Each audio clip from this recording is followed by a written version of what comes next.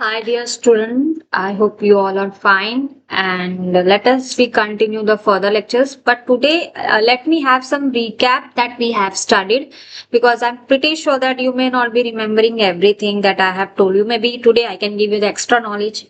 So we'll see what are the things that we have to cover and how much you can recollect it.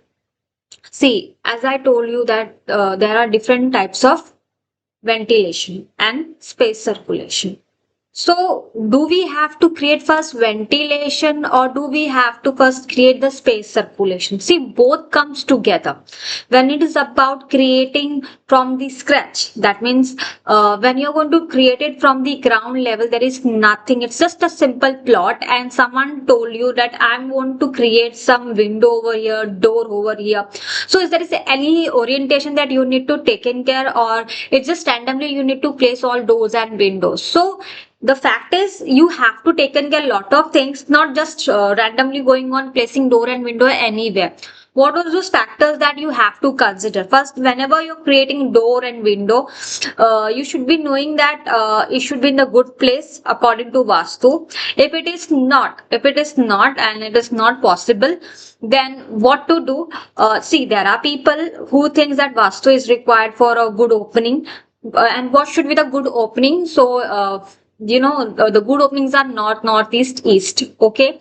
It is something a plus point that I have given you according to Vastu. But if there is a certain situation where you cannot have this kind of opening, so then what we have to think? Then think about like an interior designer, not according to the Vastu expert. Because what happened? Sometime we have to go through with something like this kind of situation, and that time you cannot just say, "Oh, can I break those walls?" Or what I'll do? Do I will face any dosh? So for such situation, leave it. Just focus like an interior design, because interior design and Vastu Shastra both is very different roots. Both have different roots and both have different treatments. Like if you are having a toothache, you will not go on treating your brain, right? You will only look for your pain that is causing you. So you will go to doctor who will treat your pain for your tooth. So it's very clear. I hope how the Vastu Shastra and interior designers are. See, all those nerve cells are linked to brain. Okay, all those lump cells are linked to brain. But the pain itself is the it is the situation where you have to treat. So where exactly the pain is coming? It is in tooth or it's in brain. So exact cause need to be treated to the right place. As an interior designer, consider you're going to treat tooth, and as a Vastu Shastra, you need to treat brain. Okay, so both work same, but their treatments are completely different. I hope you are understanding this thing. And sometimes what happen, people will face some certain situations. That time you only can do all those, puja part and those all stuff which are required according to Vastu, or else leave those topics. Focus as an interior designer. Why I'm saying focus as an interior designer? Because as an interior designer, we do not follow Vastu. Because if you start doing things according to Vastu, every designing will be, you know, will be much more challenging, much more technical, and not technical. Sorry, when it is about Vastu, things don't come in technicals. Okay, you just have to go according to directions, and you also need to work on if there is any technical issues, if there is. Okay, but as an interior designer, we do not look for dosh pradosh or something like that. We just keep on placing doors and windows according to technicalities. What about technicalities? Technicalities is mean where is a sunrise, where do you get a lot of fresh airs, and how much maximum light I can get it inside my house when I don't use my electricity. If there's certain situation where there is a lot of humid and I'm facing some hot temperature inside my house, so ventilation system will work, or I have to go for some other alternatives. So what are those alternatives for ventilation? Or I just need to look for only window So you have, as an interior designer, we work on system, but as a Vastu Shastra, you will working on system. You will be much more working on the direction, and then you will give some treatment with puja part and with some tools and equipments and some like crystals or with some other dhanya dhatu, something like that. It is very different. So I suggest you think like an interior designer, but work according to Vastu. Have certain things in your mind that, see, many people believe that if we do not have a right direction opening, we will face some trouble in our life. It is very true. I personally say these things whenever I meet someone. Their designs are really very nice, but they still face lot of troubles. So at the end of the moment, you cannot go on breaking those walls and will do all this. These things really don't make any sense. If it is required, then you need to work on technicals. If I break this wall, whether another roof will get fall down or there is anything which will can get hampered. So all those technicality somehow have to be focused and taken care by the interior designer. Interior designer just not only work on designing, they are working like an architect. Okay, it's a very big role. But yeah, there are certain limitations for a designer, interior designer, because we are not working with a physics, science, and gravity. So that's why we do not have lot of authorities to break or to do all those stuff. What are the roles for as a interior designer we are going to have? I will also discuss those things in time to time. But let me be very clear how you have to work as a designer. You just need to work like a technical designer. You are going to work on functionality. I am very clear what is functionality. If you don't know, functionality work like a person should feel comfortable whenever he is around the place, and the user feel good and happy, and he should not bang with any furnitures or anything which is around him. There should not be any space or any reason to left for any incident or a cause of accident. So you need to be taking care of all those small stuff. So that is what. And interior designer is actually working a lot of things, like they have to work like a wiring, they have to work on plumbing, they have to work on trunky layout, they have to work on lot more things. But as just 1 month course will not give you that much of power.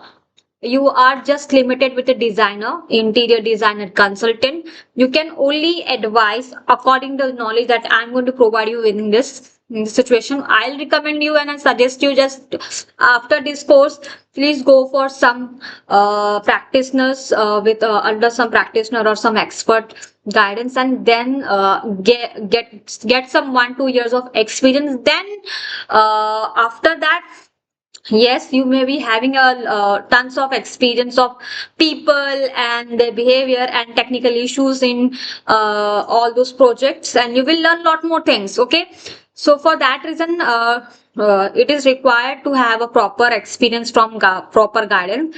Go under architect and civil engineer or someone who's best in interior designing field. Then only you can have a proper knowledge of this, because just having theory knowledge, having a little bit of knowledge about interior of just 1 month course will be not sufficient. I will say it is not sufficient. But yes, you can work like a consultant. You will be knowing all the things which are going to be in the rest. See, you have seen the roles of doctor and nurse. Why doctor is been considered as a doctor and nurse is considered as a nurse? Because she even know all the treatment, she even know all the medicine, but she is not allowed to operate anyone. But doctor is someone who treats, he gives the medicines, he treat the people, he even can do operations.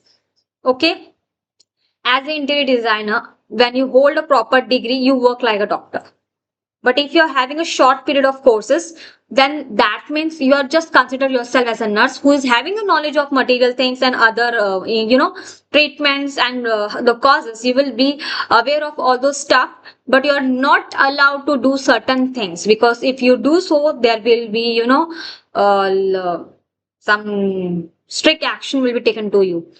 You have to pass some exams, you have to get some proper degree, and experience is the most important thing which is considered in interior. Otherwise, you will keep on doing all wrong things and you will lose your reputation, you will lose your money, and you will be nowhere in this business. And there will be a huge downfall if you just say, okay, I have achieved this certificate, now I can build my own career. No, you cannot. I'll not suggest you to do it. Have much more depth knowledge in this course. I will suggest you, because we are having a lot more of things in this part of portion, but not in this course, but further of those courses. And yes, don't worry. I will be taking you to all those stuffs which are for the future. If you are interested, please contact the people who backend teams who will help you to guide you the right direction, get some degree or at least get a 1 year diploma course. So to call yourself that I'm myself is independent, I can take. See, after 1 month, 1 year of the course, see what happened. See, now you have taken only 1 month, but if you take a complete 1 year course, you will be having a depth knowledge of things. Really, you will be having depth knowledge of things. You will. So I will not waste those things, but I will not waste much more time on talking on those stuffs. But please focus on this thing. It's my advice. So as an interior designer, we will be working on breaking and or demolishing the walls. As an interior designer, we have got a power to create those walls. We have power to go to alternative alterations of anything that we want. Okay, this powers are been there for an interior designer. Okay, you can alter any wall you want, but internal wall, if you say, can I break this boundaries and then create something? No, it is not allowed.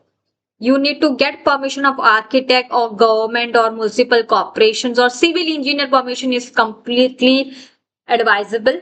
Any expert guidance is required to demolishing or to working on any external part of portion of a building or any flat you're going to work. If even you want to try to your own house, I'll suggest don't do it. Otherwise, you don't know what will happen. Okay, we are not that expert. We are just experts in the internal part of question. Yes, I know external part of the things as well, but I'd never work on them.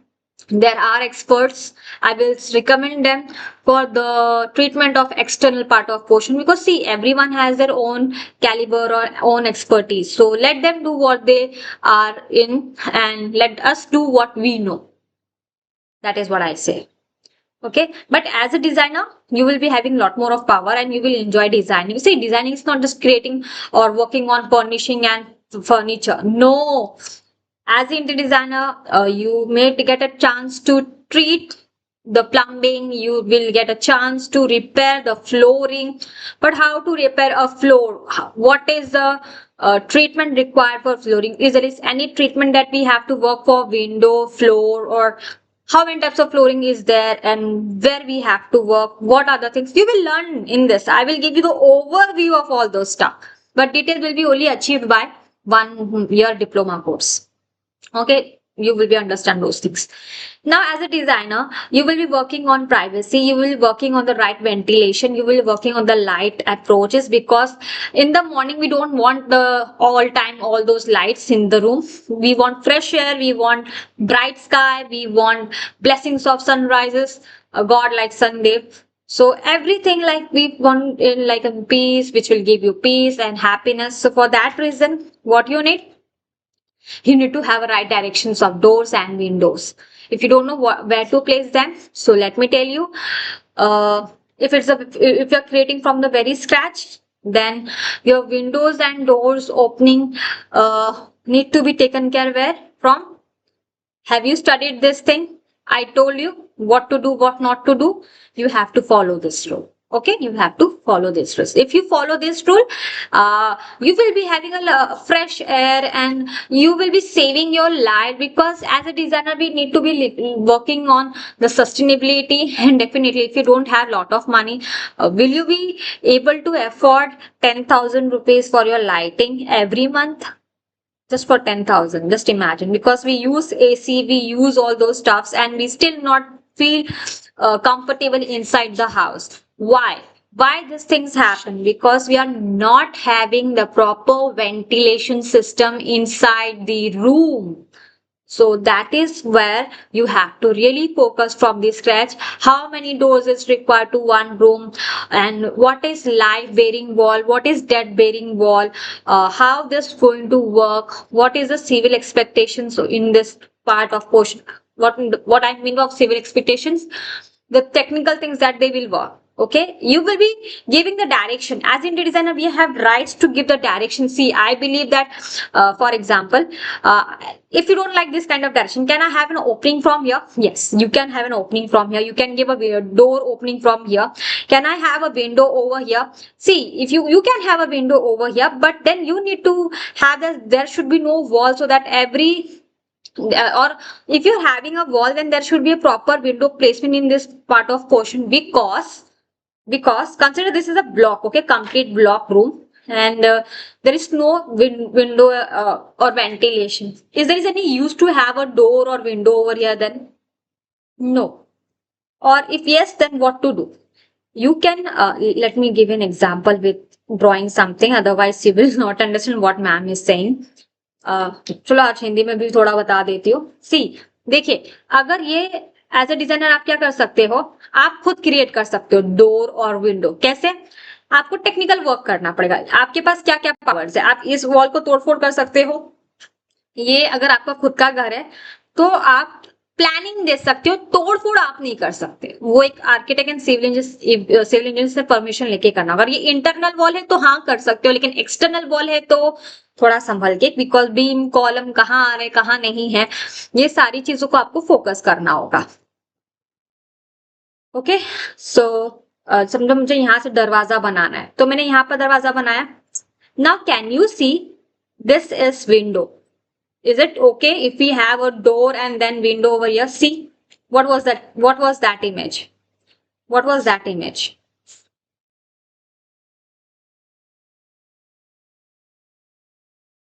घर के ठीक नजदीक window नहीं होना चाहिए, main doors के नजदीक window नहीं होना चाहिए. जो कि हमने सोचा, समझो इसको मैं अगर रोटेट कर दूं, इसका मैं एक मिरर डिजाइन बना के बता दूं आपको, मिरर डिजाइन बना के बता दूं, तो समझो यहां से आपने दरवाजा रखा और आपका दरवाजा तो विंडो यहाँ पर है, वही हो रहा है ना. अगर ये मेन आपका लेआउट है, ठीक है, जो वाला वो लेआउट था, मैंने यहां से दरवाजा का ओपनिंग किया तो उसके नजदीकी विंडो जा रहा है. तो मतलब क्या हुआ, मतलब यहाँ के लोगों के पास वो वेंटिलेशन सिस्टम बचा ही नहीं. Does it make any sense? ये नोटिस करना है कि अगर यहाँ सबसे ज्यादा हवा आ रही है तो ठीक है, चलो मैं मान भी लेती हूँ, क्योंकि एक फिर एक चांसेस हो जाता है क्रॉस वेंटिलेशन होने का. कैसे, मैं बताती हूँ. अगर यहाँ पर जैसे कि वो प्लान था, ये समझो ये मेरा ये वाला प्लान है, ऐसा प्लान है. ओके, यहाँ पर हमारा ये बना लेते हैं, ये पूरा कंप्लीट रूम बना लेते. जैसे कि मैंने कहा यहाँ पर वो ओटा था, पार्किंग स्लॉट था, ठीक है. तो अब अगर मैंने यहाँ से दरवाजा खोला बनाने का सोचा है, तो यहाँ से मैं अगर दरवाजा रखती हूँ, ऐसे बनाती हूँ, क्योंकि मैं चाहती हूँ कि ये वाला पार्ट ऑफ पोर्शन से लोगों को इजीली, किसको पार्किंग में जाना है तो पार्किंग में जा सकते हैं, ओटा में जाना है, जो भी उसको यूज करना है वैसे कर सकते. मैं यहाँ पे नहीं रख के यहाँ पर इस कॉर्नर के एंड पे एक विंडो रख सकती हूँ, ठीक है. यहाँ पर एक कॉर्नर पे विंडो, बिकॉज जब कॉर्नर पे विंडो आएगा तो ऐसे करके ये विंडो यहाँ से निकल जाएगा, विंडो नहीं, एयर पास हो जाएगा, ठीक है. लेकिन यहाँ पर कुछ नहीं है, तो मैं यहाँ कोशिश करूंगी कि मेरा विंडो यहाँ पर हो. तो क्या होगा, जब हवा यहाँ से आएगी तो यहाँ से भी ऐसे मूव करते करते करते यहाँ से निकल सकती है. हवा दिखता नहीं है, हवा तो कैसे भी ट्रेवल कर सकता है, यहाँ से भी ट्रेवल कर सकता है. तो आपके लिए ये क्रॉस वेंटिलेशन हो रहा है, यहाँ से हवा आ रही है, यहाँ से निकल जा रही है. कलर बहुत मिक्स जैसा लग रहा है, तो let me have a different colors for that so that you can able to understand things. Red colour नहीं, कुछ अलग, बिकॉज हर कलर का एक अपना मीनिंग होता है. Let me tell you, designer के हिसाब से आपको वो भी ध्यान रखना होता है कि आप कलर्स के सिलेक्शंस ना करो एक्सप्लेन करते वक्त भी. तो अभी तो एक्सप्लेन करने के वक्त मैं यूज कर ले रही हूँ. अभी समझो मैंने यहाँ से मेरा दरवाजा दिया, ये कॉर्नर से मैंने दरवाजा दिया. ओके, ये मेरा दरवाजे का एरिया है. अब ये पूरा पैक्ड है, यहाँ कोई विंडो के लिए प्रोविजन है, तो मैं इसको विंडो यहाँ पर दे सकती हूँ। If I want I can give the window to this place. मैं कहाँ दे सकती हूँ? मैं यहाँ दे सकती हूँ, क्योंकि हवा ऐसे करके ऐसे जा सकती है। मैं यहाँ पर भी दे सकती हूँ छोटा सा, लेकिन ये सामने सामने विंडो हो रहा है तो ज्यादा से ज्यादा हवा नहीं आएगा, तो इसलिए मैंने वहां पर नहीं दिया। आप चाहो तो मैक्सिमम विंडो बढ़ा सकते हो, ऐसे कोई हार्ड एंड फास्ट रूल नहीं है, लेकिन वेस्ट नहीं होना चाहिए। विंडो वेंटिलेशन की जगह अच्छी खासी होनी चाहिए। तो अब मैंने क्या किया, मैंने इंस्टेड ऑफ यहाँ, मतलब समझो ये मेरा घर का जो मेन रूम है, यहाँ से एंट्री दिया, यहाँ के इसके एकदम एंड कॉर्नर पे, जैसे कि इसका एंड कॉर्नर था, इसका एंड कॉर्नर था, तो मैंने एंड कॉर्नर से मैंने दे दिया। एक मिनट, राइट, ये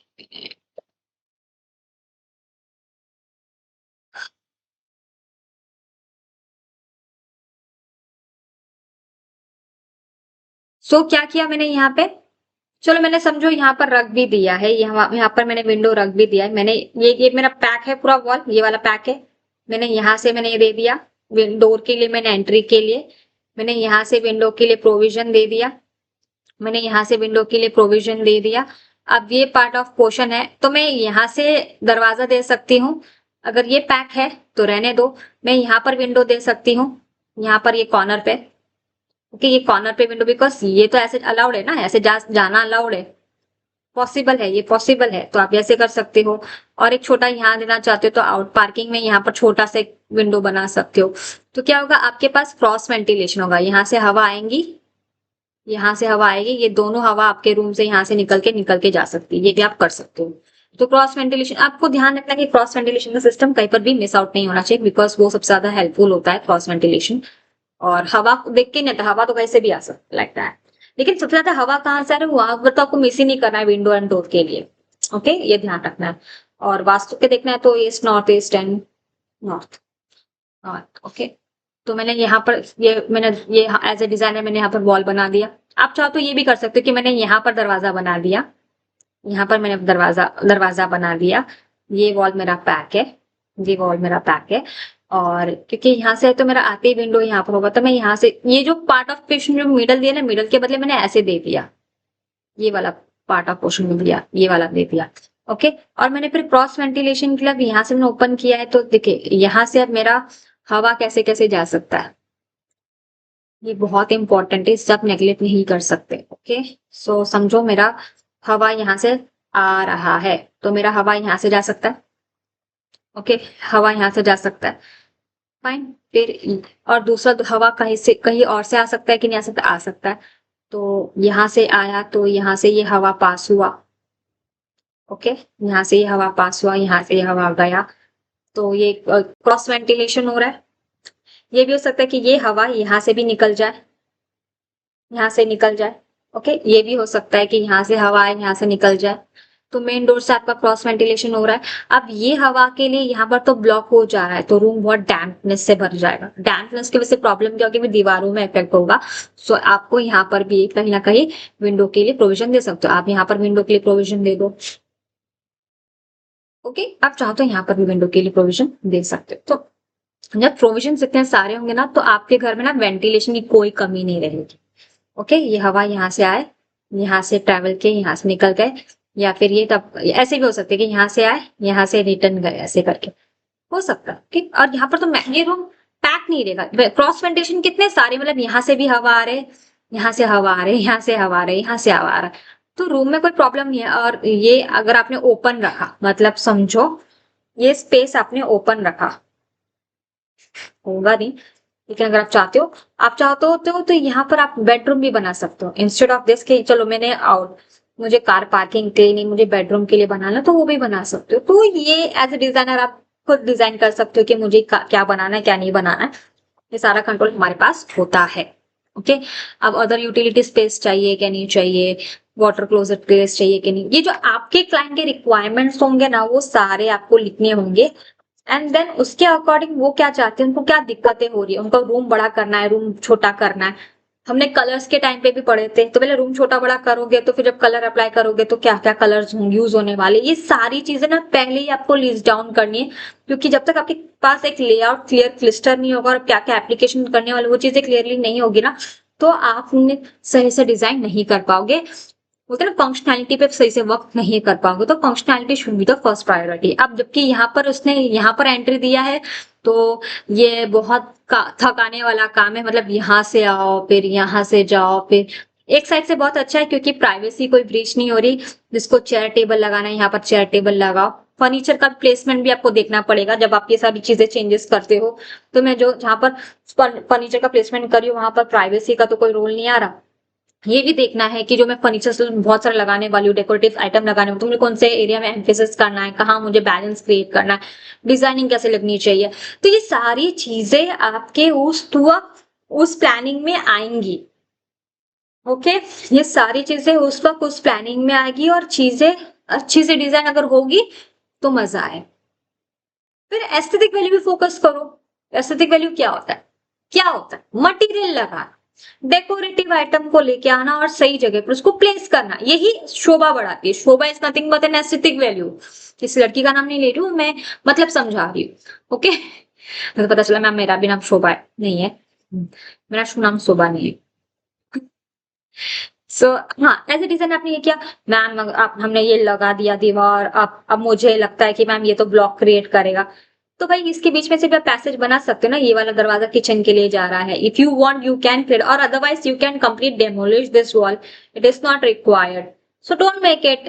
You can have other alternative partition options. We'll know what is that. Now you don't need to work on that. आपको अदर अल्टरनेटिव पार्टीशन वॉल्स के बारे में भी सोचना होगा, what are those things, but ये सारी चीजें एज ए इंटीरियर डिजाइनर को वर्क करना होता है, ठीक है।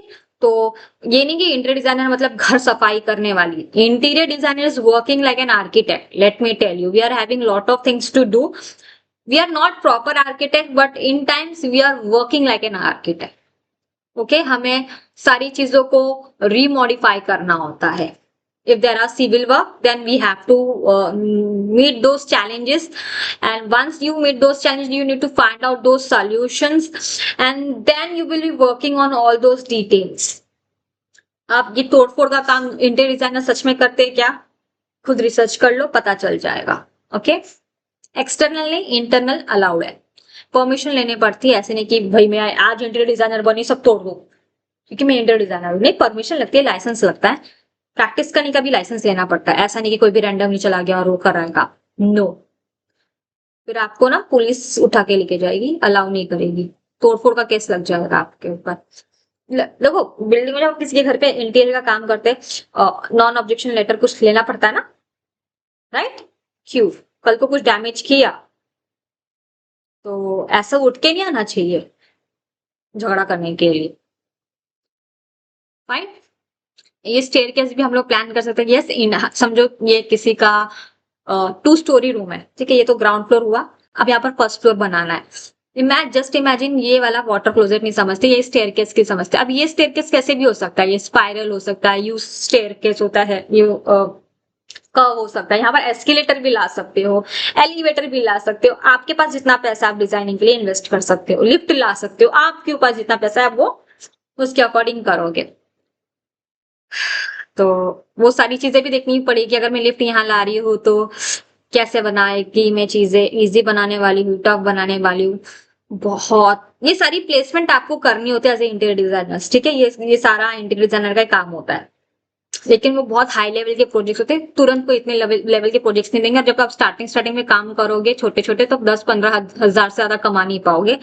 तो ये ड्रीम में मत रहना कि भाई मैंने एक बड़ा 2 करोड़ का प्रोजेक्ट ले लिया, 5 लाख रुपए कमा लिया, 5 लाख तो नहीं मिलेंगे एज अ फ्रेशर, 15,000, 2,000, 10,000 से ज्यादा तो कुछ नहीं मिलने वाले, अनटिल अनलेस आप एक प्रॉपर आर्किटेक्ट के साथ काम कर रहे हो। आर्किटेक्ट भी आपको उतना पैसा देंगे ही नहीं, आप बोलेंगे मेरा इतना डिजाइनिंग का कमीशन है, इतना चार्जेस, हम सीखेंगे, एस्टिमेट में भी सीखेंगे, क्योंकि मैं आप लोग को ड्रीम वर्ल्ड में नहीं रखना चाहती हूँ, I want to bring you in the reality. So it is something that आधा से ज्यादा पैसा तो गवर्नमेंट के पास चला जाता है, इसके पास उसके पास, तोड़फोड़ वाले के पास, फिर लेबर के पास, कितना एरिया है, कारपेट एरिया कितना है, क्या क्या इंटीरियर में क्या क्या खर्चे आ रहे हैं, और आर्किटेक्ट को भी देने पड़ते हैं, सिविल इंजीनियर्स को भी देने पड़ते हैं, कॉन्ट्रैक्टर को भी देने पड़ते हैं। हमारे पास हार्डली आते हैं 50,000 60,000। दो अगर 1-2 करोड़ का प्रोजेक्ट है, 50-60,000 कभी कभार आ गए। नहीं तो छोटे मोटे 20-20 लाख के, 30-30 लाख के प्रोजेक्ट्स में आप उतना नहीं कमा पाते। आप एक क्लाइंट से 10,000 या 20,000 कमा सकते हो। 30-40,000, 1 लाख मटेरियल में फिर आप घपला करोगे। या फिर वाइसली अगर आप प्लान कर सकते हो तो करो। बहुत है, ऐसा नहीं है कि मैंने कर, और इन्वेस्टमेंट से ज्यादा रिस्क बहुत है इंटीरियर डिजाइनिंग फील्ड में, क्योंकि लोग वहां पर ज्यादा से ज्यादा एंटरटेन करने आते हैं लड़कियों को, ऊपर से नीचे देखते हैं। बहुत खराब सीन लगता है, लेकिन आपको तब ऐसा लगेगा कि मैं इंटीरियर डिजाइनर हूँ, माय गॉड।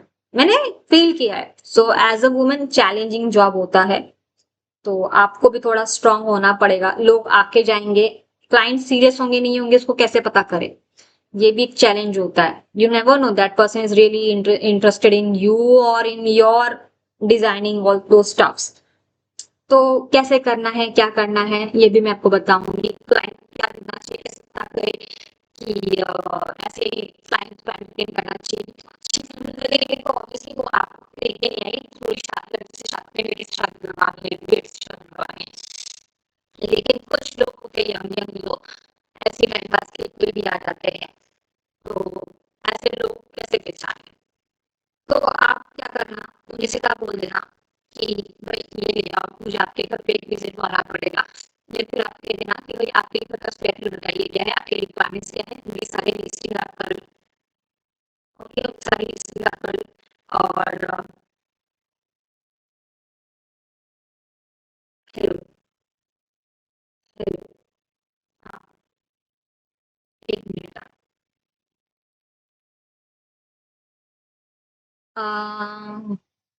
हाँ अभी ठीक है, थोड़ा नेटवर्क का इश्यू था। बैक टू थिंग्स, तो थोड़ी बहक गई थी, मैं इमोशनल हो गई थी कैसे। लेकिन हाँ, ऐसे क्लाइंट्स को कैसे बोलते हैं, तो क्लाइंट को सीधा बोलना है कि सर आपका स्क्वायर फीट कितना है। ओके, आप क्या क्या ढूंढ रहे हो, आपका रिक्वायरमेंट्स क्या है, be very strong and strict. मगर ऐसा नहीं कि हर आदमी को गलत नजर से देखना है कि ये आदमी मेरे को उसी नजर से देखेगा। नहीं बाबा, कोई किसी के पास इतने फालतू टाइम भी नहीं कि सिर्फ आपको घूरने आए। So don't be that feminist कि अरे वो तो मुझे देखने ही आया था। ऐसा कुछ नहीं होता।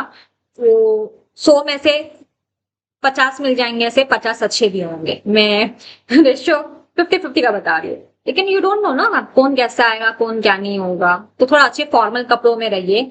कैसे भी रैंडमली कैसे भी कपड़े पहन के आप कहीं पर भी मत जाइए। साइट विजिट को तो प्लीज नहीं, I will say go for formal cloth, salwar kurta.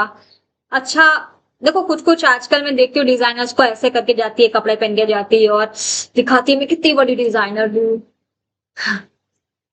सी, मैं ये नहीं बोलूंगी कपड़ों से किसका जजमेंट होता है, लेकिन आप अपनी सिक्योरिटी और अपनी सेफ्टी की जिम्मेदारी आप खुद होते हो। बिकॉज यू नेवर नो आपके साथ कब क्या हो। सो आपकी सिक्योरिटी आपके हाथ में। मैं पहले बता दूं, क्योंकि मैंने भी बहुत ऐसी चीजें देखी है लाइफ में जो मेरे लिए था, लेकिन मैं कभी डरी नहीं हूँ। मैं हमेशा स्ट्रांग रही, बिकॉज मेरे टीम मेंबर जो थे ना बहुत बहुत अच्छे थे। मेरा कॉन्ट्रैक्टर अच्छा था। मैं 45 मेंस के साथ काम करती थी, अकेली मैं लड़की होती थी। मैं साइड पे रहती थी, देखती थी क्या है क्या नहीं है, तो कंपनी के थ्रू काम करती थी, तो मुझे डर नहीं। कंपनी सारी रिस्पॉन्सिबिलिटी भी लेती है। लेकिन अगर आप खुद फ्रीलांसिंग कर रहे हो तो फिर रिस्क है भाई। मत सोचो ऐसा। मैं कंपनी के साथ काम करते वक्त मुझे ऐसा लगता था, तो सोचो आप तो अगर फ्रीलांसिंग का काम सोच रहे हो तो फिर आपके लिए आप ये सोचो कि मैं डिजाइनर का काम करूं, मैं ग्राफिक डिजाइनर बनूं। तो सही, डिजाइनर ग्राफिक डिजाइनर तो बहुत जल्द टाटा बाय बाय होने वाले। क्यों? क्योंकि अभी एआई का जमाना आ गया है, तो वो काम तो एआई कर ही रहा है। लेकिन जो चीज प्रैक्टिकली वहां पर होनी चाहिए ऑन ग्राउंड, वो एज ए इंटीरियर डिजाइनर आप साइट पे जाके कर सकते हो। कुछ चीजें तो एआई रिप्लेस कर ही नहीं सकती, that is man work, man working. जो लेबर जो वर्क, देखो आप खुद को लेबर ही कंसिडर करो। आप कहीं पर जा रहे हो, बात कर रहे हो, आप आ रहे हो, कमाना चाह रहे हो, साइट विजिट कर रहे हो। बिना मेजरमेंट के तो कुछ बनने वाला नहीं है। सो ये चीजें हैं। लड़कियां थोड़ी सेफ रहो, मैं तो यही कहूंगी। लड़के लोग अभी तो कोई भी सेफ नहीं है, लड़कियां ना लड़कियां। सो प्लीज दोनों जन ही सेफ रहो। ऐसे भी नहीं कि कोई अच्छी लड़की दिखी तो चलो भागो, ये इसके पास जाओ, मुझे प्रोजेक्ट देगी, क्या मालूम क्या हो जाए। तो किसी भी ट्रैक पे नहीं आना है, किसी के बोलने सोलने पे नहीं जाना है। दुनिया आजकल इतनी अच्छी नहीं है, ना लड़का ना लड़की के लिए। दोनों को सेफ्टी अपनी जिम्मेदारी से लेनी है। It is your call. आगे बढ़ते थे डिजाइनिंग पे। मैं थोड़ा पढ़ाई के साथ साथ थोड़ा रियलिटी मिलाना पसंद करती हूँ, because see I really want कि जो भी देख रहा हूँ ना ये लेक्चर, उन्हें ये लगे कि मैंने, अगर मुझे फेस करना पड़ा ऐसा कुछ चीज, तो आई एम वेल की, मेरे पास क्या बैकअप होंगे, मैं अपनी सेफ्टी सिक्योरिटी का जिम्मेदारी में कैसे लूंगी।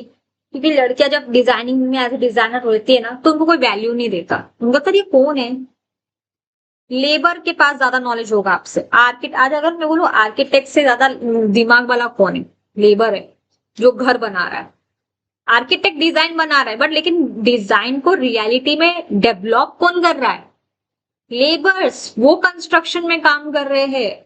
अब उनके पास ऐसा दिमाग हो जाता है काम करते करते कि वो आपको मैथ साइंस थीटा वीटा पढ़ा दे, भले उनको टेक्निकल लैंग्वेज ना पढ़ाओ, लेकिन उनको ठीक पता है कि कितने दीवार पे कितना, वॉल्स पे कितना ब्रिक्स जाएंगे, उनको ठीक पता है कि कितने टाइल्स यहाँ पर कैसे फिट होंगे। अगर मैं एज आर्किटेक्ट एंड डिजाइनर बोलूँ कि ये कर पाओगे, कोई नहीं करता। डिजाइनर आर्किटेक्ट तो नहीं करता, वो सिर्फ डिजाइनिंग का काम करते, बाकी काम तो उनको करना होता है। तो मैं ये नहीं कहूंगी कि एज अ डिजाइनर हमारा कोई वैल्यू नहीं है, लेकिन हमारी वैल्यू डिग्री में है, सर्टिफिकेट पे है। बेचारों की, उनकी वैल्यू उनके एक्सपीरियंस पे। हम डिजाइनर्स को हमेशा ना काइंड एंड स्वीट रहना होता है, चाहे आप आर्किटेक्ट हो या कोई भी हो, क्योंकि after they are human being, so don't treat them bad. Team work की करके चलोगे तो प्रोग्रेस करोगे, उनको छू छू चाचू छू छू करोगे तो लेबर छोड़ के भाग जाएंगे, बीच रास्ते में प्रोजेक्ट कहीं पर नहीं मिलेगा, एंड अगर कुछ हुआ तो सारा पॉकेट से पैसे आपके जाएंगे, एंड आप इतने पैसे वाले हो तो भरते रहो पैसे, मुझे प्रॉब्लम नहीं है, फिर लड़ते रहो अपने लेबर्स, क्लाइंट्स और इनके साथ। वो कुछ घपला करेंगे, आप कुछ घपला कर लोगे, बहुत चीजें होती है, ग्राउंड रियलिटी कोई नहीं बताता। मैंने इंटीरियर केस में बहुत एक्सपीरियंस लिया है, तो मैंने ऐसे ऐसे दिन देखे हैं, डोंट आस्क मी, इतना खतरनाक दिन गया है मेरे भी। बट मैंने सीखा है, मैं कभी हिम्मत नहीं हारी हूँ, मैं कंटिन्यू अपने काम पे फोकस थी, because I was like a labour. मैं तो काम ही कर रहा है। इंटीरियर डिजाइनर्स क्या होते हैं, लेबर ही होते हैं वहां पर। आप भले फुली वुली का काम नहीं कर रहे हो, बट आप जाते हो साइट पे, अच्छा ये है वो है, 2-3 बार जाके आते हो। इवन यहाँ तक आर्किटेक्ट भी लेबर होते हैं। एक मिनट। देखो ये तो छोटी छोटी बात है, लेकिन इसमें बहुत अच्छे अच्छे दिन भी मैंने भी देखे, मतलब मैंने भी बहुत अच्छे खासे पैसे भी कमाए, ऐसा नहीं बोलूंगी। तो देखो, नसीब नसीब की बात है, सिक्योरिटी तो कहीं पर भी नहीं होती है, वो तो हमें हर जगह तो चलता रहना पड़ता है। अब दिल्ली बोलो, इंडिया बोलो, इंडिया के किसी भी कॉर्नर पे चलो, आपको खुद का रिस्पॉन्सिबिलिटी खुद। हम लोग घर पे बैठे थे, फिर भी मम्मी बोलती है अपना ध्यान रखना। हाँ, ये है कि पैसे आते हैं, अप एंड डाउन दोनों में है। आप किसी भी फील्ड में जाओ, आप कॉर्पोरेट वर्ल्ड में जाओ, आप उस पे जाओ और उस पे जाओ, सब में पैसे है और सब में हर चीज देखना पड़ता है। बिजनेस में हो तो पैसे कमाने हैं तो अप्स एंड डाउन देखने मिलेंगे, मतलब इसका मतलब ये नहीं कि ये फील्ड हमारे लिए नहीं बनी है। भाई आप इधर आए हो तो मतलब मैं इतना सोचती हूँ कि आपने कुछ ज्यादा कुछ अच्छा सोच रखा है और अच्छा खासा कमा भी लोगे।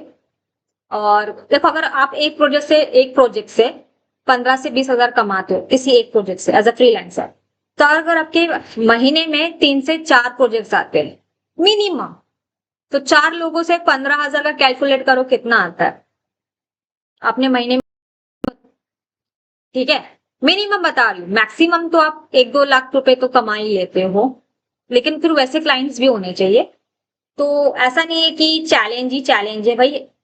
एज अ पर्सन अगर मैं महीने का 2 लाख भी कमा रही है, it's not less. Okay, minimum 30-40 thousand तो कहीं नहीं जा रहे आपके, 30-40 थाउजेंड आपके हाथ में ही है महीने के। लेकिन अगर कुछ और अच्छे अच्छे क्लाइंट्स आपको बड़े बड़े मिलते हैं और आप प्रोजेक्ट्स भी अच्छा करते हो, तो 2 लाख रुपए कहीं नहीं जाते आपके पॉकेट से, इट इज आपके पॉकेट में। सो लेकिन ऐसा इन्वायरमेंट होना चाहिए जहां पर आप ऐसे कर सको, लेकिन पहले एक्सपीरियंस लो एंड देन आगे बढ़ो। ओके, बहुत प्रैक्टिकल बातें हो गई एंड मुझे नहीं पता आप इंस्पायर हुए या डरे हो। डरना नहीं है, डिजाइनर हो, मैं तो ग्राउंड रियलिटी बताती हूँ, लेकिन साथ में इसके advantage and disadvantage. As a designer मेरा फर्ज है आपको सारा रूट बताऊं। हम यहाँ पर बैठे हैं, तो देखो अभी आर्मी में लोग जाते, आर्मी वाले लोग भी तो अपना जान लेकर जाते हैं, लेकिन कमाते भी कितने हैं? ऐसा नहीं कि कमाने के तौर पे जाते हैं, उनकी वो भक्ति होती है, आपको अपनी भक्ति लगानी है अपनी जगह पर। Okay, so I hope now you are very clear with the topic, कैसे आप कहाँ कहाँ कैसे कैसे काम कर सकते हो, कौन सा आप वॉल तोड़ सकते हो, जहाँ चाहिए आप चाहे तो उसको 2 BH 1 BHK को 2 BHK बना सकते हो। 2 BHK कैसे बना सकते हो वो आपको डिसाइड करना है कि अगर मैं ये वॉल तोड़ देती हूँ तो मैं अगर इस रूम को मैं छोटा सा रूम बना देती हूँ, यहाँ से यहाँ तक छोटा भी बना देती हूँ, ये वाला मेरा एक रूम हो गया, फिर ये वाला मेरा किचन के लिए डाइनिंग रूम के लिए जगह हो गया, ठीक है। ये मेरा एक फिर मैंने यहाँ पर ये डाइनिंग रूम के लिए जगह हो गया, डाइनिंग रूम के लिए जगह होने के बाद में ये ध्यान दूंगी मेरा डाइनिंग रूम। हाँ, ये कैसे करूंगी? अगर समझो ये वाला पार्ट ऑफ क्वेश्चन को 2 BHK करना है, 1 BHK को 2 BHK कैसे कन्वर्ट करोगे? मैं बताती हूँ, बहुत ईजी है। देखो, आपका कितना कार है, कितना क्या है, पहले देखो, ठीक है। कार नहीं है, बाइक है। कार रखने के लिए कम से आपको ना ये 200 सेंटीमीटर का डिस्टेंस चाहिए। 200 यहाँ से, 200 यहाँ से, ठीक है। 200 ठीक है, 200 आपका ये। मैंने नॉर्मल 4 पहिए वाले कार बोले, बड़े बड़े कार नहीं, जो हमारे मारुति सुजुकी के छोटे छोटे कार आते हैं उसके लिए इतना। और 200 काफी होते हैं, लेकिन इससे भी बड़े कार हुए तो फिर आपको उसको थोड़ा साइज बढ़ाना। बाइक, कार और बाइक दोनों है तो फिर आपको स्पेस ज्यादा लगेगा। फिर ये तो पूरा एक रूम चला जाएगा आपका, मतलब कार और बाइक के लिए तो वो भी छोटा है और बड़े जाएंगे। ये हो गया, fine.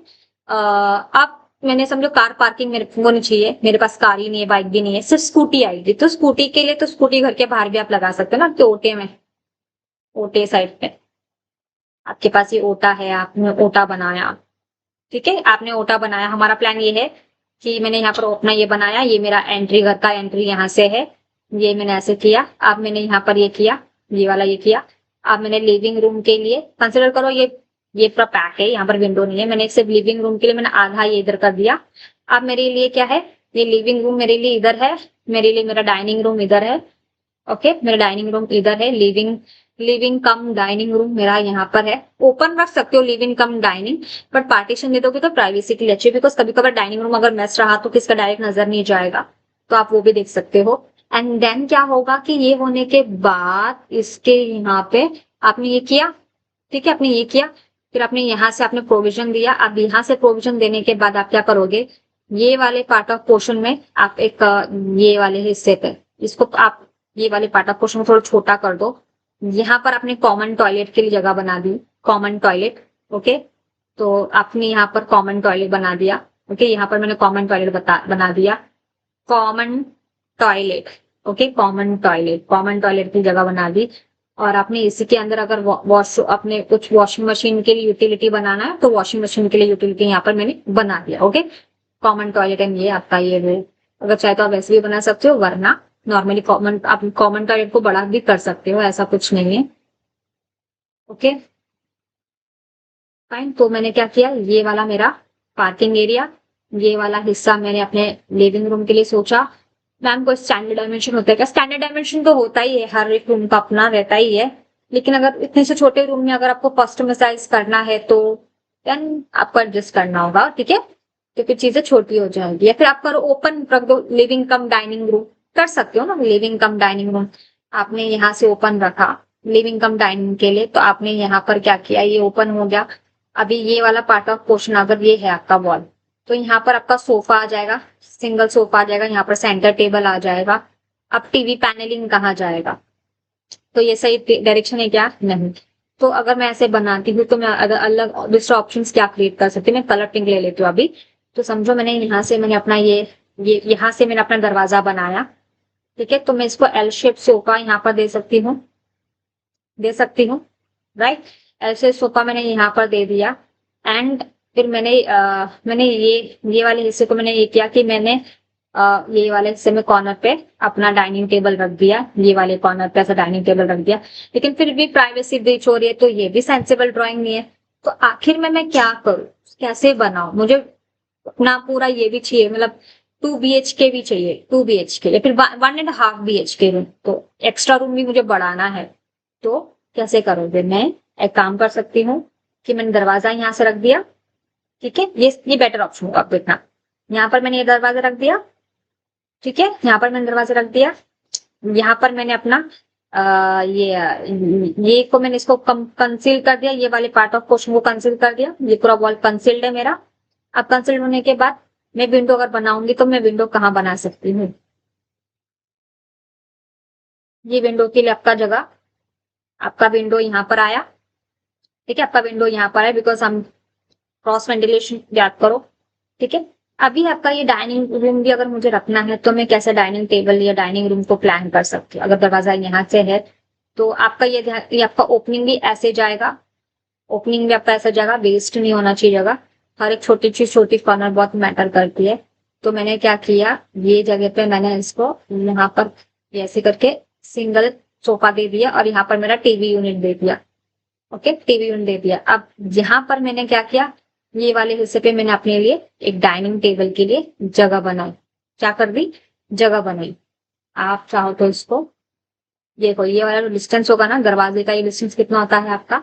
Standard size 3 feet. Okay, तो 3 फीट आपका हर घर का मेन डिस्टेंस होना चाहिए। 2.5 फीट से लेके 3 फीट तक का आपका लिए होना ही चाहिए। ये हो जाने के बाद ये सारी चीज आपको ध्यान रखनी है। दरवाजे के लेंथ पे कॉम्प्रोमाइज नहीं करना है, भले रूम छोटे बड़े का तो अब चैलेंज है कि मैम डाइनिंग रूम भी चाहिए, ये भी चाहिए, तो मैं अगर कुछ और बनाऊं तो एक काम कर सकते हैं, लिविंग रूम को छोटा कर सकते हैं। लिविंग रूम को छोटा कैसे करेंगे? ये रहा, ये वाला मैंने यहाँ से इतना तक ही रखा। ठीक है, अभी मैंने यहाँ पर एक छोटा सा रूम के लिए प्रोविजन दे दिया कि ये गेस्ट रूम के लिए छोटा सा बनाया जिसमें सिंगल बेड जाएगा। बोली single bed. Okay, single side bed जाएगा। तो मैंने यहाँ पर अगर मैंने ये कंसील किया तो ये रूम हुआ, ये पैक्ड है। अभी अगर ये रूम मेरा पैक है तो मैं मतलब इस रूम के हिसाब से इसका विंडो के लिए प्रोविजन बना सकती हूँ। तो यहाँ पर मेरा एक विंडो जाएगा।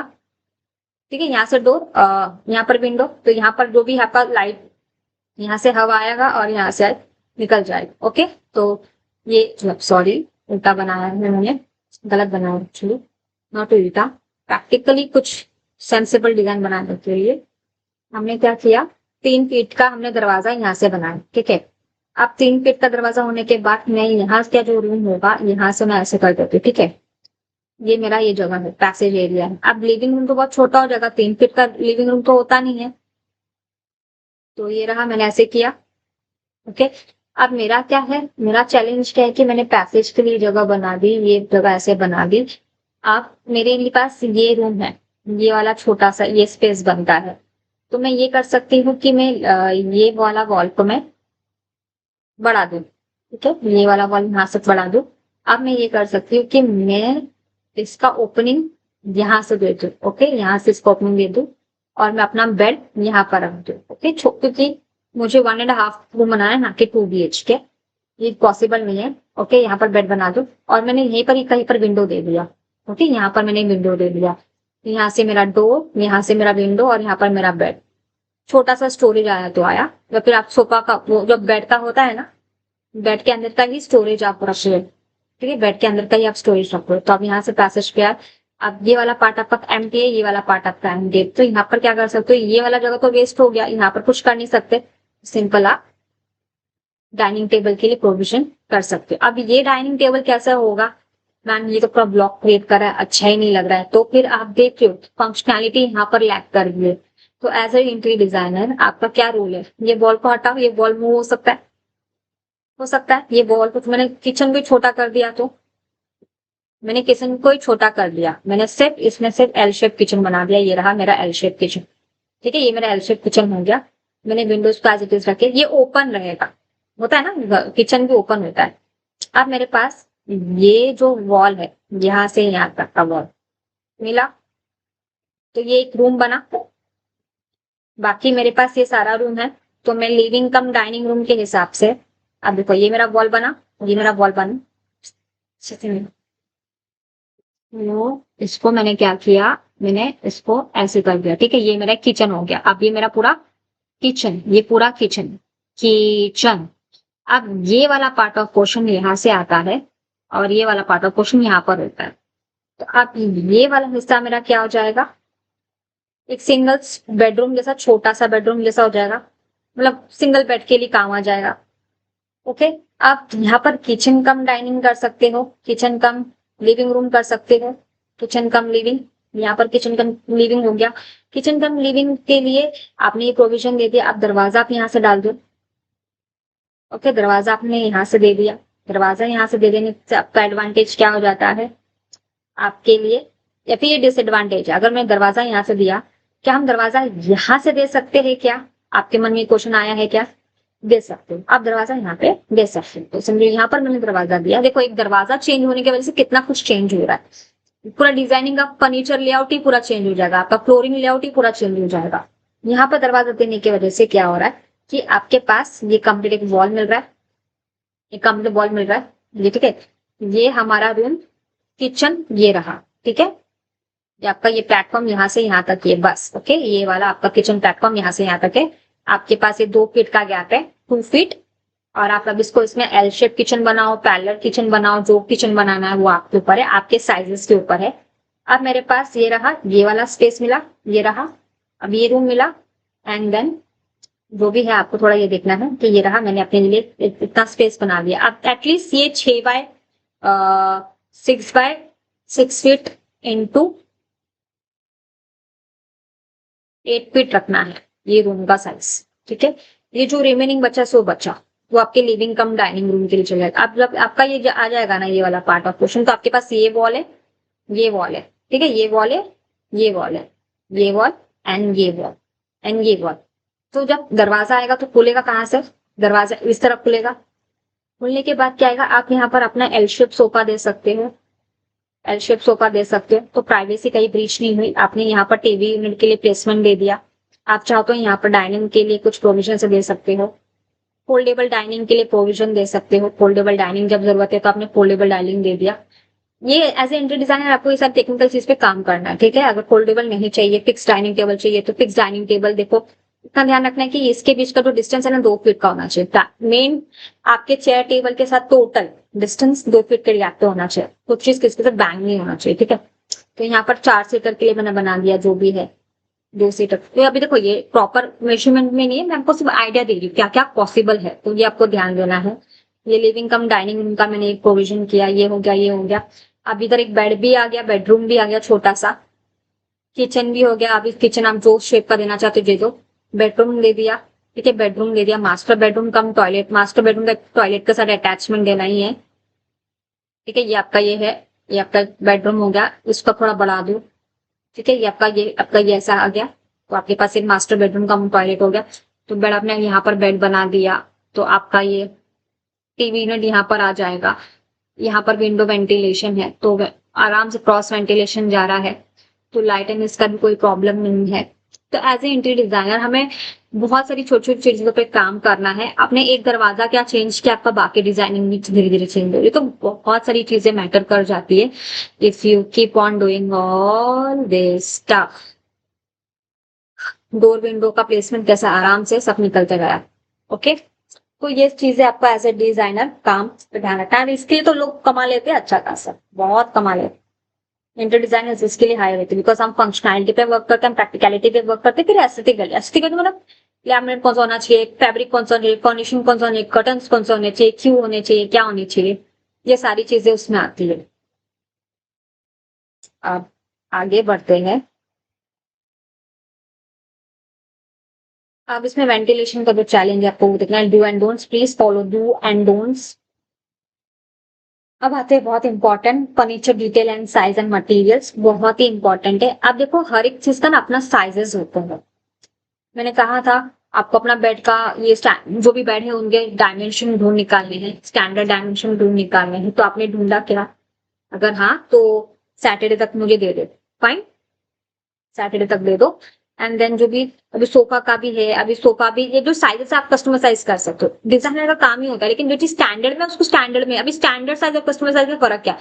स्टैंडर्ड में ये कि यूनिवर्सली वो चीजें होती है साइज में अवेलेबल है। कल को मैं ऑनलाइन ऑर्डर करती हूँ तो मुझे एक स्टैंडर्ड साइज ही मिलेगा, मैं IKEA में जाऊँ या फिर मैं अमेजोन में जाऊँ, मुझे साइजेस सेम ही मिलेंगे, ओके। सिर्फ मटेरियल एंड डिजाइनिंग अलग होगा, दैट्स इट। इसलिए कपड़े में भी देख लो ना, अभी देखो कपड़े में क्या होता है, साइजेस का फर्क हो सकता है लेकिन इसमें फर्क नहीं होता। अगर सोफे का डेप्थ 2 फीट है तो 2 फीट ही होगा, या फिर 24 इंचेस। ये 3 फीट है तो 3 फीट ही होगा। मतलब अगर 96 इंचेस का बता 96 बाई जो भी है, तो जो दिया गया है वही आपको मार्केट में सब जगह अवेलेबल होगा, कुछ अलग नहीं होगा। थोड़ा छोटा हो सकता है लेकिन एकदम छोटा होगा ऐसा भी नहीं होगा, ठीक है। अब मटेरियल्स क्या क्या जाते हैं, मटेरियल्स क्या क्या जाते हैं, तो ये देखते प्रीमियम क्वालिटी के कुछ ऐसे पॉलीयूरेथन फाइबर्स गए हैं, क्या क्या इसके अंदर क्या क्या मटेरियल्स होते हैं ये भी जानना जरूरी है।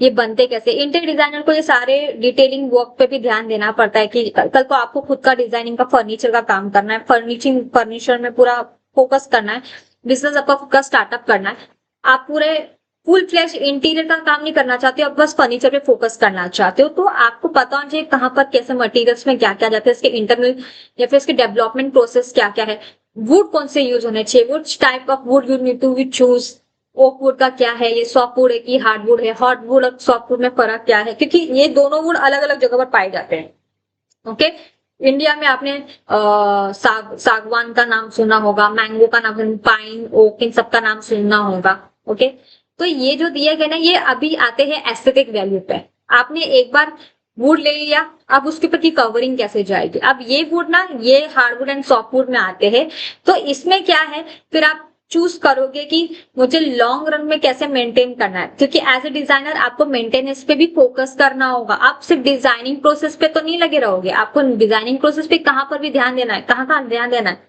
तो आप मेंटेनेंस एंड इसमें केयर ऑफ में ध्यान दोगे कि एटलीस्ट 15-20 साल तक तो मुझे चीज देखना ना पड़े, बिकॉज नॉट नेसेसरी हर इंसान को हर 5 साल में इंटीरियर चेंज करना, अगर ऐसे करें मतलब कुछ तो प्रॉब्लम है, या फिर इसकी भी इच्छा हो सकती है कि आप बहुत पैसे तो चलो चेंज करते रहो, लेकिन आपको ऐसा डिजाइन करना है कि मतलब वो इंसान खुश रहे, हर कोई इतना अमीर नहीं होता। एक मिनट,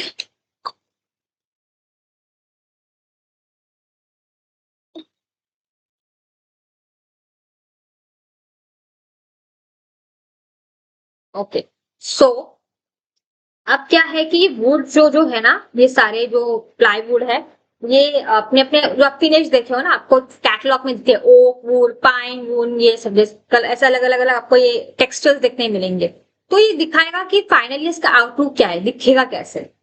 ओके, इसको पॉलिश करोगे तो इसकी शाइन अलग होगी, इसका टेक्सचर अलग होगा, तो सब उनके ये नाम है, ठीक है, उनके सब नाम है। अब इसमें भी वुड पे प्लाईवुड में भी टाइप आते हैं, ब्लॉक बोर्ड होता है, एमडीएफ होता है, एचडीआर होता है, बीडब्ल्यूपी प्लाईवुड होता है, एमआर प्लाईवुड होता है, बीडब्ल्यूआर प्लाईवुड होता है, ये तीनों अलग अलग प्लाईवुड के ग्रेड्स जो है ये क्या करते हैं, तो ये ग्रेड्स ना उसकी क्वालिटी को बताती है कि कहाँ पर ये यूज होने चाहिए और इसके फायदे क्या है, बिकॉज हर एक ग्रेड का प्लाईवुड का कॉस्टिंग बहुत डिफरेंट होता है और एक्सपेंसिव भी हो सकता है, होगा, क्योंकि सबके रेट्स अलग है। अब एमआर प्लाईवुड क्या होता है, ये आप मरीनो प्लाईवुड जिसको कहते हैं, ये जो है ना ये वाटर के एरिया में ज्यादा यूज, जैसे कि आप बेसिन के यहाँ पर लगा दिए, आपने किचन के लिए यूज कर लिया। Okay, BWP plywood boiling water proof, ये जो है ना ये आपको ये चीज होना चाहिए, तो वाटर प्रूफ, अभी बॉइलिंग वाटर प्रूफ मतलब क्या, ये वाटर बॉइलिंग वाला कहाँ काम होता है,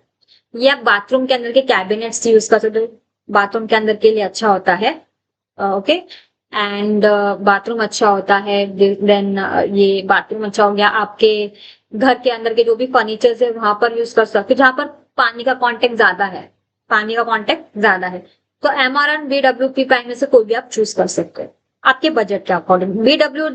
बीडब्ल्यूआर प्लाईवुड जो होते हैं ना वो किचन में यूज है, किचन के कैबिनेट्स पे ज्यादा यूज होते हैं BWR plywood, boiling water resistant. Okay, तो ये प्लाईवुड कहाँ यूज होते हैं, किचन पे ज्यादा यूज होते हैं। अब तीनों अपने अपने बहुत महंगे हैं, बजट क्या है वो देखो, और आपको अपने अकॉर्डिंग प्लाईवुड सजेस्ट करना होगा क्लाइंट को, आप नहीं सजेस्ट मतलब आप सजेस्ट नहीं करोगे, आप सैंपल्स निकालोगे, क्लाइंट को आपको एक्सप्लेन करना होगा कि इनके एडवांटेज डिसएडवांटेज, कभी भी ऐसे इंटीरियर डिजाइन आपको इसका डिसएडवांटेज नहीं दिखाना है, आपको एडवांटेज ही बताना है, वरना आप अपना लॉस कर दोगे। डिसएडवांटेज ज्यादा से ज्यादा क्या होगा, क्या ही होगा, डैमेज होगा चीजें। तो आपको आईएसओ मार्क देखना है, उसमें प्रॉपर मार्किंग देखनी है, ये कितने साल का वारंटी दे रहा है, 25, 10, 15, 20 साल जो है। अभी बीडब्ल्यूआर प्लाईवुड जो होता है मंगल का, वो 25 साल का, 25 ईयर्स का वारंटी देता है, तो ये खराबी नहीं होगा। अब देखो ये कहाँ यूज होता है वो भी मैटर करता है ना, बॉइलिंग वाटर रेजिस्टेंट वाला प्लाईवुड अगर आप एकदम पानी के वाले एकदम क्लोज जगह पर रखोगे तो फिर डैमेज होने के चांसेस है। अब उसमें भी आप कितने थिकनेस, कितने एमएम वाले प्लाईवुड को यूज कर रहे हो वो भी मैटर करता है। तो ये सारे फैक्टर्स आपको देखने होंगे जब आप फर्नीचर डिजाइन करो, बैक पैनलिंग के लिए, टीवी यूनिट के लिए क्या है, खुद कुछ भी अपनी तरफ से थोड़ा रिसर्च करो, ऐसा नहीं कि सब कुछ मैं बताऊंगी, बिकॉज अगर रिसर्च वर्क आपके पास नहीं है तो आपके पास नॉलेज नहीं होगा। मैं बताने के लिए बहुत हूँ यहाँ पर, मैं खुद गूगल बैठी हूँ, लेकिन मैं चाहती हूँ कि आप थोड़ा खुद अब भी थोड़ा वर्क करो, आप भी थोड़ा रिसर्च वर्क करो। ओके, नाउ पाइन वुड क्या होता है? लाइट वेट होता है, ये सॉफ्टवुड में आता है, less expensive, liable to get scratches and resistant in spring. Ash wood क्या होता है? Hard and heavy product, often less expensive, तो ये दोनों चीज कम खर्चे वाले हैं ऑफन। बीच वुड क्या होता है? Hard wood, it can be string, good strength, properties, high abrasion resistant. Abrasion resistant मतलब क्या? स्क्रैच का नहीं होगा, वो अच्छे रहते हैं। ओक वुड कहाँ है? ड्यूरेबल है, हार्ड वुड है, और इसमें सारे अच्छे अच्छे फाइन ग्रेन देते हैं। ब्रीच वुड क्या है? Hardwood, heavy, fine grain, expensive. रोबिना, इतने सारे वुड्स नहीं मिलते इंडिया में, बहुत लिमिटेड ही मिलते हैं। ओके, बहुत लिमिटेड इंडिया में मिलते हैं। आप वो भी सर्च करो कि कौन से मिलते हैं। मैंने तो 2-3 नाम खुद ही बता दिए, सागवान, ओक, और ये 3-4 चीजें, मैपल और ये चेरी। सैंडलवुड तो बहुत महंगा है, वो तो करोड़ों में जाएंगे अगर आपने पूरा इंटीरियर करवाया तो। ओके, अब आते हैं कि foam, ma'am bed on sofa के लिए कैसे फोम डिसाइड करें। तो देखो इसमें भी टाइप्स होते हैं, इसके भी ग्रेड आते हैं, ठीक है। Rebounded, super luxury, polyurethane, memory, HDR, HD6 luxury, ये सबके अपने अपने कुछ फायदे नुकसान है, समझेंगे क्या है ये करके। थोड़ा भी हाँ, जाने दो, नहीं लेते। मैं आप लोगों को 5 मिनट्स का ब्रेक देती हूँ, 5 मिनट्स भी नहीं, थोड़ा पानी पी लो, मैं बैठी हूँ यहाँ पर ही, आप लोग पानी पी लो, चाय पानी जो भी पीना है, खाना है, खा लो, सब बोलना पड़ता है। ठीक है, अगर आपके कोई डाउट्स है ना तो हम वो सॉल्व कर लेंगे, अभी मैं कुछ सवाल का जवाब नहीं दूंगी। सब कुछ सैटरडे को होगा, ओके, सब सैटरडे सैटरडे आप सब पॉइंट्स लिख के रखो, हम वैसे कंटिन्यू करेंगे।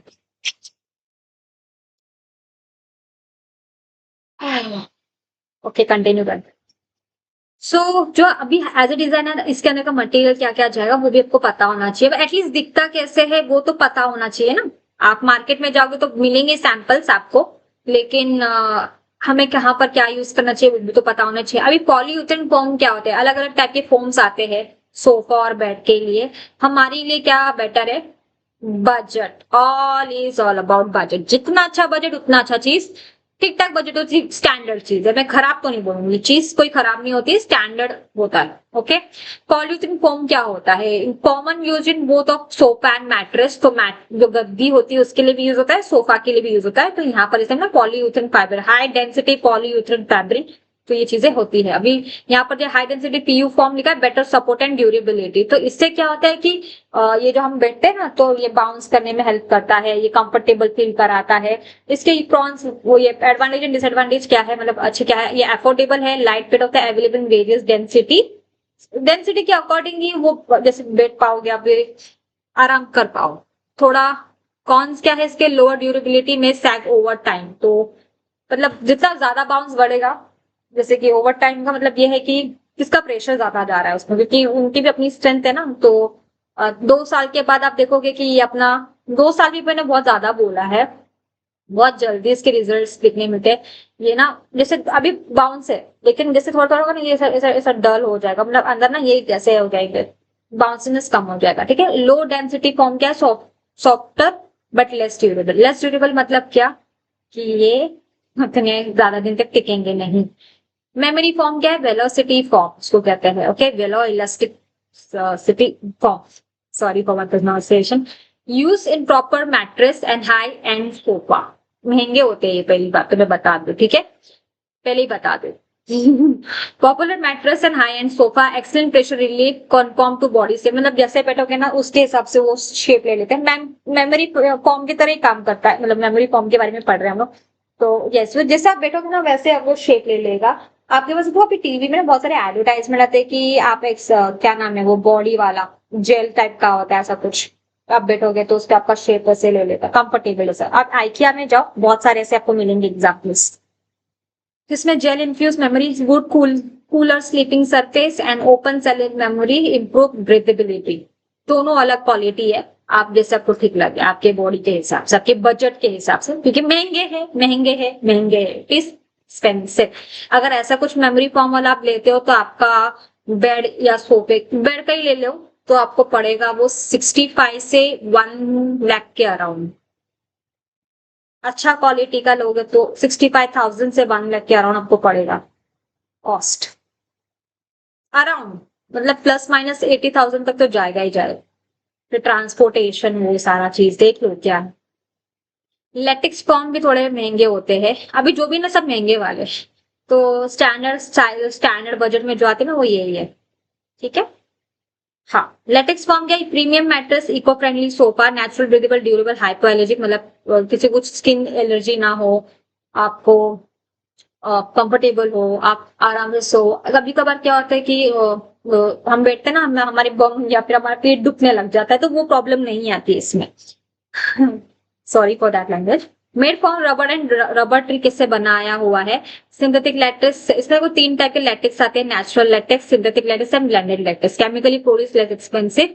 तो अगर आप चाहो तो यहाँ पर सिंथेटिक लैटेक्स, ब्लेंडेड लैटेक्स का मिक्स ऑफ नेचुरल सिंथेटिक, तो ये दोनों महंगे होते हैं, ये वाला ठीक ठाक प्रीमियम क्वालिटी, ये स्टैंडर्ड है। इसमें भी आप मतलब 35,000 से स्टार्ट होता है टिल 1 लाख के अंदर मिलता है।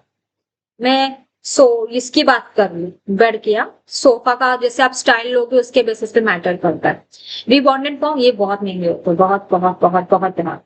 सोफा बेस ऑर्थोपेडिक मैट्रेस, क्योंकि फ्रैक्चर्स, ये हमारे जॉइंट पेन्स होते हैं, बॉडी पेन होता है, not just because of fractures, कुछ भी हमारे एज ग्रुप हमारे से प्रॉब्लम होते हैं, तो हमें किसी किसी को इंसोमेनिया होता है, तो उसके वजह से आप क्या कर सकते हो, आप मेमोरी फोम यूज कर सकते हो या फिर रिबॉन्डेड फोम, दोनों में से कोई एक फॉर्म यूज कर सकते हो, जिससे आपके हेल्थ के इश्यूज बहुत डिक्रीज हो जाएंगे, नींद भी अच्छी आएगी। Very foam durable, made for recycle foam, not very soft और comfortable on for the top players. Okay, next. तो ये देख लो, इनके सैंपल्स आप दुकान में जाओगे तो मिल जाएंगे। आप एक काम करो, आइकिया जाओ, आई होप आपके आसपास आइकिया हो, नहीं है तो दुकान विजिट करो, मार्केट सर्वे करो, मटेरियल सैंपल देखो, खुद बनो कि मेरे को खरीदना है, मत खरीदो, जाके देखो ना बस। इसमें क्या है, आप जब तक आप नहीं जाओगे ना तब तक आपको वो एक्सपीरियंस ही नहीं मिलेगा, लोगों से बात करने का तरीका नहीं सीख पाओगे, सामने वाला व्यक्ति कैसे करता है आपके साथ बिहेवियर वो भी नहीं समझेगा। As an interior designer, as a designer consultant, you should be learn all those things. Business में लोग किसी को कैसे एंटरटेन करते हैं ये भी पता होना चाहिए, फॉर्मेलिटीज कितनी होती है, इनफॉर्मेलिटी कम, फॉर्मेलिटीज कितनी होती है, ये सारी चीजें आपको देखनी है। You need to learn all this stuff. कोई भी आपको ऐसे एंटरटेन नहीं करेगा, क्योंकि उनके सामने फिर वो बोलेगा कि, और अपनी भी इंटीग्रिटी रखनी है, अपना भी एटीट्यूड रखना है, मैं डिजाइनर हूँ। ओके, मैं तो रखती हूँ, मैं बहुत एटीट्यूड रखती हूँ, लेकिन मेरा टोन हमेशा काम एंड स्वीट एंड सॉफ्ट ही रहता है, ताकि सामने वाला व्यक्ति को लगे अरे कितनी अच्छी मैडम है। Yes, use high end sofa and for mattress, जिसमें मस्त मस्त सोफा है इसके, ये होगा 65 to 75,000 के अराउंड। इसमें रिक्लाइनर नहीं है, रिक्लाइनर आ गया तो भाई लाख पे गया मेरा ये sofa. Excellent bounce, durability, comfort, more expensive than PU foam. तो मतलब मैं स्टैंडर्ड क्वालिटी पे इसको ले सकती हूँ। ओके, ये एक created use matters problems for ये हॉस्पिटल्स के लिए है, देखो यहाँ पर दिया है, आप पढ़ लो, इसमें भी मैं हर चीज बताते नहीं बेटे उनकी। Not durable, it's on on it on, जो ड्यूरेबल नहीं मत ही खरीदो। सो यही चीजें हैं। और आपको अभी चीज ये है कि आपको जो भी डिजाइन करना है ना, अब तक हमने जो भी लेआउट सीखा है, हमने सर्कुलेशन समझा, हमने स्टैंडर्ड डायमेंशन समझा, दरवाजे का ओपनिंग का डिस्टेंस कितना होना चाहिए, 2 से 3 फीट होना चाहिए, टॉयलेट का 2 फीट चलेगा, लेकिन स्टैंडर्ड साइज के सामने 3 फीट रखो, ठीक है। 3 फीट बाथरूम दरवाजा सबका 3 फीट का डिस्टेंस रखो। प्लस ये भी देखो कि आपका सर्कुलेशन अच्छे से फ्री फ्लो हो, सर्कुलेशन में एयर एंड लाइट सबका सर्कुलेशन अच्छा हो, मूवमेंट सर्कुलेशन भी बहुत अच्छा हो, अर्गोनॉमिक या एंडोक्रोमेटिक, मतलब easy to reach, easy to look, आप इजी टू बेंड, आप सब कुछ कर पा रहे हो। सीनियर सिटीजन को प्रॉब्लम नहीं होनी चाहिए, किसी एज ग्रुप स्पेसिफिक डिसेबिलिटीज को कोई प्रॉब्लम नहीं होनी चाहिए, फिट हो। और वर्क अर्गोनॉमी वर्क ट्रायंगल की जो बात की, समझो मैंने यहाँ से मैं किचन पे आई तो मैं रेफ्रिजरेटर से कुछ खाना ली, मैंने धोया एंड देन मैं खाना पकाने चली गई, सो इट इज वेरी इजी। अभी ये जो वर्क ट्रायंगल है ना, ये 1 मीटर का है, ठीक है ना, 1 मीटर, 1 मीटर, ठीक है। ये 1.5 भी चलेगा। मतलब इतना है कि इतना ज्यादा होना चाहिए कि मतलब आप आराम से समझो को रेफ्रिजरेटर में काम नहीं, आप यहाँ से आओ, होते हैं ना, सोचते हो, फिर भी आप यहाँ से जाओगे, मैं तो यहाँ पर ही आऊंगी, यहाँ से आऊंगी तो या फिर मैं यहाँ पर जाऊंगी या फिर यहाँ पर जाऊंगी, मेरा जो अगर समझो यहाँ पर काम है, खाना पकाने का काम है, मैं यहाँ से आऊंगी। अगर मतलब आपको किचन फ्रेंडली बनाना है ह्यूमन बींग के लिए, आप क्या करते हो वो मैटर नहीं करता, लोगों के लिए अच्छा बनाओ ताकि तकलीफ ना हो और इजी टू रीच और इज टू वर्क वाले फन। अभी सारे अपने अपने अलग अलग हाइट एंड डायमेंशन से, मेकअप ड्रेसिंग टेबल के अलग हाइट एंड डायमेंशन होते हैं, study table and dressing table के अलग हाइट एंड डायमेंशन होते हैं, एग्जीक्यूटिव चेयर्स के अलग अलग। अभी इसको कहते हैं टॉप व्यू या फिर प्लान व्यू, ये इसको एग्जीक्यूटिव चेयर के साइड व्यू। अभी जो हमारे नॉर्मल जो सोफा चेयर ये सब जो होते हैं ना, इसका हाइट 15 इंच का होता है, कभी कभार ये फिर 15 इंच का मिनिमम होता है, आप 18 इंच का स्टैंडर्ड साइज से हम उसको लो, ठीक है। अभी जो एबीसीडी दिया है ना, ये एबीसीडी यहाँ पर देखो, ए बी सी डी आप यहाँ पर दिया है, इसके सारे sizes A B C D क्या क्या है देख लो। अभी यहाँ फॉर एग्जाम्पल यहाँ पर एच दिया है, ये आपका सोफे का डिस्टेंस, आपका हैंड रेस्ट का जो डिस्टेंस है एच, तो एच कहाँ है, ये कितना दिया है 12 सेंटीमीटर, 12 इंचेस 30.5 सेंटीमीटर। तो इसी को फॉलो करना है क्या, नहीं, बट हाँ डिजाइन कस्टमाइज हो सकता है according to person and people usability. Okay, तो ये सब कुछ आपके ऊपर है, आप कैसे क्या करते हो। एंड और कोई डाउट है तो पूछ लेना बाद में कुछ। हाँ अभी यहाँ पर अगर समझो किसी का क्वेश्चन आ सकता है कि मैम अगर मैंने यहाँ पर चाहिए सब कुछ टॉप वॉप है ही नहीं, मेरा नॉर्मल सीलिंग है, तो अभी इसके हिसाब से लाइट कैसे मैं प्लान करूँ, सॉरी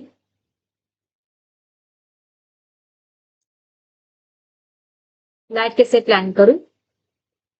तो ये रहा मेरा लाइट के लिए, मैंने डाल दिया। अब मैंने यहाँ से आप कितना छोड़ने बोला है 8 इंच, ठीक है।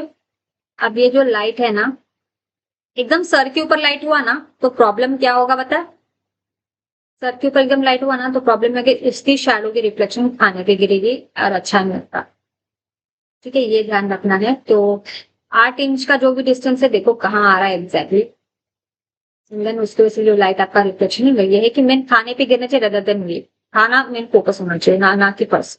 तो 6 इंच से 8 इंच का डिस्टेंस होता है। अब डिजाइन क्या है वो भी होता है, बहुत ज्यादा डिजाइन है तो 3 इंच, कम कम डिजाइन है तो 6 से 7 इंच, प्लेन प्लेन प्लेन। अब मैं प्लेन और इसका मतलब समझ में नहीं आया तो मैं बता देती हूँ, तो सीलिंग में कुछ सारा डिजाइन है नहीं, सिर्फ लाइट्स पर है। तो इसके हिसाब से अब मैंने क्या क्वांटिटी ऑफ लाइट क्या कैसे डिसाइड करोगे, इसकी वॉट के हिसाब से समझो, या फिर यूनिट के हिसाब से, ठीक है। समझो मुझे बहुत सारे लाइट्स प्लान करने हैं, यहाँ एग्जाम्पल मुझे अभी यहाँ पर लाइट प्लान करना है, यहाँ पर लाइट प्लान करना है, यहाँ पर लाइट प्लान करनी है, यहाँ पर सिर्फ 3 लाइट प्लान करने हैं, और यहाँ पर मेरा कुछ सैंडिलियर जैसे भी आया, तो मैं कैसे प्लान करूंगी। और इसके बीच में अगर मैं सोच रही कुछ रिसर्च लाइट प्लान करने की, तो इतना सारा लाइट अगर आपके पास जाने वाला तो इसका पावर ज्यादा होना चाहिए, इसका इसका इसका मिनिमम होना चाहिए, इसका भी मिनिमम होना चाहिए। मिनिमम मतलब मैं जो 3 से 6 यूनिट तक का रखो काफी है फिर। तो आप क्या क्वांटिटी लाइट कैसे यूज कर रहे हो वो ध्यान देना है। एंड देन इसका ये, क्योंकि मैं श्योर हूँ कि जो बीच का शैंडिलियर का लाइट होगा या पेंडेंट लाइट होगा वो ज्यादा हैवी हो सकता है। तो आपके टोटल आपके रूम के साइज के हिसाब से, आपके विजिबिलिटी के हिसाब से आप increase and decrease quantity of light and quantity of power पे कर सकते हैं, इसमें कोई हार्ड एंड फास्ट रूल नहीं है। तो आज के लिए इतना ही, कल के लिए हम कुछ और प्रिपेयर करते हैं, आगे बढ़ते हैं और ऐसे सीखते हैं, और थोड़ा मार्केट सर्वे करो, थोड़ा रिसर्च करो, कुछ लगे तो फिर हम लोग बात करने बाद। Bye bye, take care, see you soon.